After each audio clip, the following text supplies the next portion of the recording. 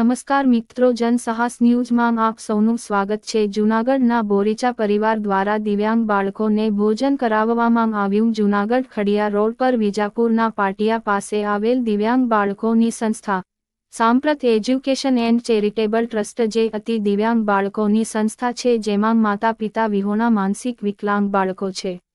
કહેવાય છે ને કે જેનું આ દુનિયામાં કોઈ નથી એના ભગવાન હોય છે।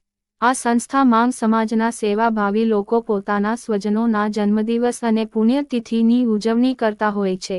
આજ તારીખ 26/5/2024ના રોજ સ્વ. પાર્થ ભારતભાઈ બોરીચાની ચોથી પુણ્યતિથિ નિમિત્તે ભારતભાઈ બોરીચા દ્વારા દિવ્યાંગ બાળકોને ભોજન કરાવવામાં આવ્યું હતું, જેમાં મોનાબેન બોરીચા, યોગેશભાઈ ત્રિવેદી, ઉષાબેન ત્રિવેદી, પૂજાબેન ત્રિવેદી, ગોપાલભાઈ ભેંસાણીયા, હેમાક્ષીબેન ભેંસાણીયા ખાસ ઉપસ્થિત રહી સ્વ.